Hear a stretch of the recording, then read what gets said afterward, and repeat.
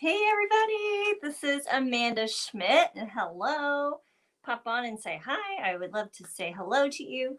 Hi, happy Friday. Tonight, let me tell you a little what we're doing. I have already started. Um, our what I'm going to do is a fall sky, a fall like sunset sky. And I'm going to show you guys how I like to do clouds. So that's what I'm going to show you. So if you're going to paint along, you'll need a paper towel. All right, and that's about it. So I don't know if I introduced myself, but I'm Amanda Schmidt. I love teaching people new to watercolor how to stop being overwhelmed by teaching them projects in bite-sized steps so they have a hobby that lights them up and make art that they love. So I love doing seasonal stuff, and right now it's still fall. So I'm so excited. So I'm going to show you a little bit about how I'm going to do my sky and about how you can add some clouds, which are really fun to do. They are, even if you're newer to watercolor, and you feel like a beginner, being able to put in clouds is very exciting. So I think you'll be impressed. All right. And something else I'm going to bust out tonight are liquid watercolor. So I wanted the sky to be super pungent, brilliant with color. And so I decided to bust out the liquid watercolor. If you've not used liquid watercolor, it's Dr. P.H. Martin's is the stuff I have. It is really fun. It is so jam-packed with color. Oh my gosh, it's like the strongest color. So if you need something really, really bright that just absolutely pops, then I suggest finding some liquid watercolor. Not the kid stuff. There's some liquid watercolor kid stuff. Don't do that. Invest a little bit in the PH Martin stuff is what I recommend. And you'll really have fun with it. All right. So if you're here, say hello and let me know how you're doing. How you doing? I made it through the week, so I'm glad, you know. I apologize. I'm kind of oh, what happened to my? Oh, there we go. I don't know what happened there. I feel like I'm shiny. I've only been putting makeup here because I wear my mask all day at school. So I'm like, I'm too tired to put on real makeup. So there you go. Oh, well, something else I need to tell you before I forget. I did the little silhouettes of the trees first and I let it dry. I used some calligraphy ink that I had. This was just left over from a calligraphy workshop I did a long time ago. So you can use India ink, black calligraphy ink, black acrylic paint that you have watered down a little bit. That can work. You could also do this on top of your watercolor. I decided to do it first because I wanted to just focus on the sky with you tonight. But yeah, you can do the black on top or underneath. You could also use a Sharpie if you wanted to use a Sharpie and do your trees that way. All right. So let me get you started on the sky. It is so much fun to do skies. I love it. So, like I said, the liquid. Oh, let me know. Have you ever used liquid watercolor?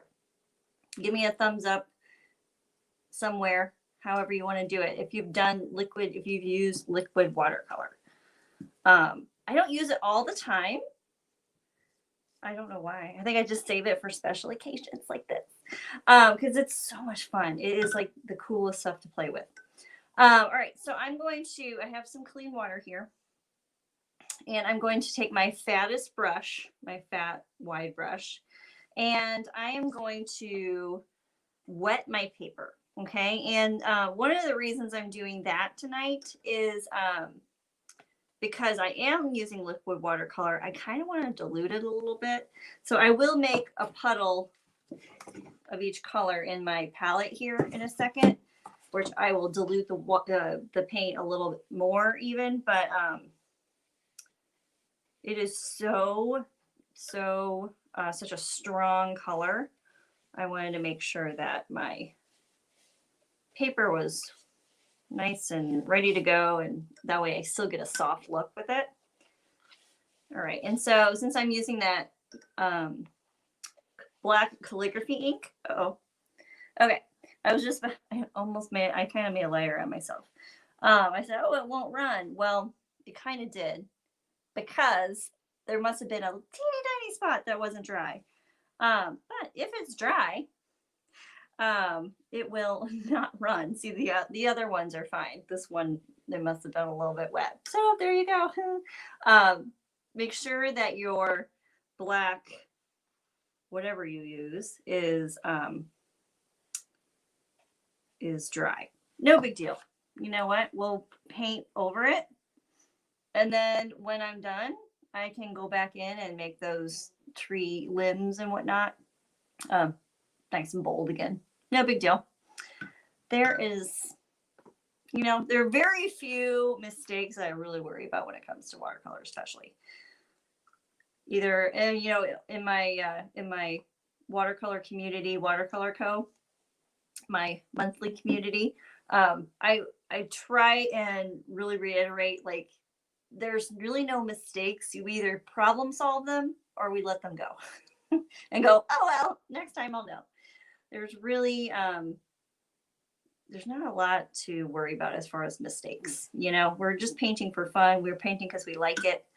We're painting because it's what we do. All right, so I'm taking, and you'll see, you only need a teeny tiny bit of each of these colors. In fact, I'm probably putting more in my palette than I truly need to, but that's okay. Like 2 drops will do ya, and then some. And watercolor, liquid watercolor too, is just like regular watercolor, where if it dries on your palette, you can re-wet it and reconstitute it.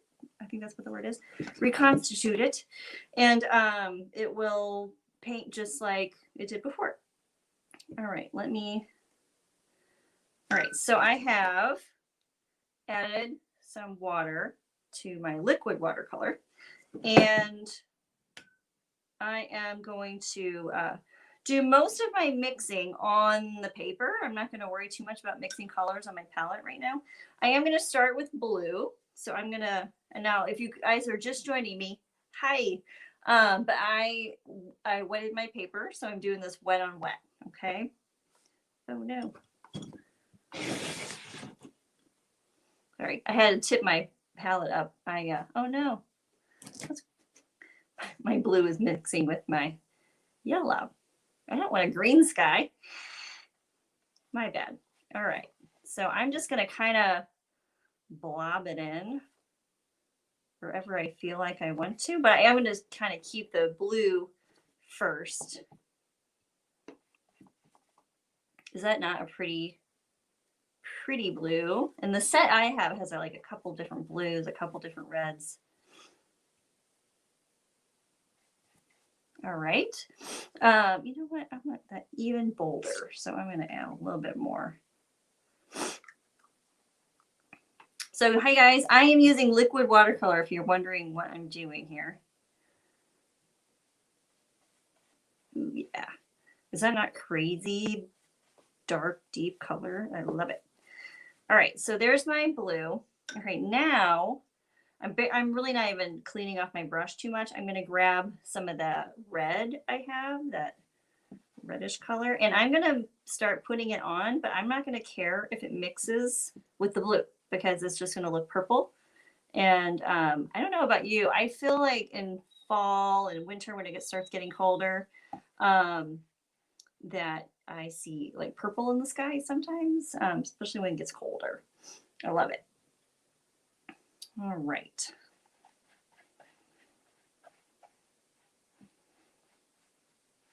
Ooh, I like it. All right, I'm going to kind of go down with just the reddish pink for a while. Sorry, this is the back. I am trying to be resourceful here. I'm using the back of a piece of watercolor I did. I wanted to make sure I use the back to get as much out of my art materials as I can. And my paper is a little bit, it's kind of doming, probably because of the artwork on the front, but that's okay. I hear my husband coming in. I'll have to yell at him and say, I'm painting. All right, I'm going to grab my yellow now. And like I did before, I'm not going to care if it mixes in with the pink, because all it's going to do is make a really pretty orange. So yeah, you could definitely look on like Pinterest or something to get some inspiration for like fall sunsets, fall skies, for sure. See that part where the tree kind of bled, the ink bled? I can't even tell it anymore. So no big deal. All right. We're almost done. And then we get to do the really, really fun part, which is the clouds. All right. There. So yeah, I just painted right over the black. Don't be like me. Make sure your ink is super, super, super dry. Mine kind of bled. I must have gotten a little bit too excited to paint. I forgot to dry my ink all the way. All right, so now I'm going to grab a paper towel. You can use toilet paper. I tend to like using paper towels a little bit more because I can get kind of a crisper bottom edge. But if you want a nice, super soft looking cloud, you can use toilet paper. I mean, you could even try like cotton balls. I haven't really tried that, but I mean, heck, why wouldn't it work, you know? So, oh, hi, Brenda. Okay, cool. See you later.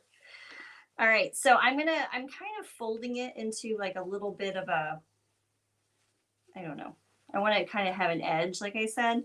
So I'm going to come in and horizontally start kind of dabbing up some clouds. And I'm definitely going to come up here to the corners. And I probably should have done this before it dried a little bit. And I like to have like the clouds kind of coming from the corners, if you know what I mean. And so, by the way, if you ever make a boo-boo and you're doing watercolor, if the paint is still wet and you dab it up, you can get quite a bit of the paint off the paper and scrub it up that way. Ooh, what do you think? Oh, I like my clouds. These are so much fun. And you can do this on any grade of paper. You can use it on the student grade paper. You can do clouds on any kind of paper. So whatever you have and whatever skill level you can definitely do clouds. Oh my gosh, I like them. Oops. I don't want to smear yellow on my cloud. No. All right, what do you guys think? I encourage you to do some clouds. It's kind of hard to know when to stop because they're really, really fun. But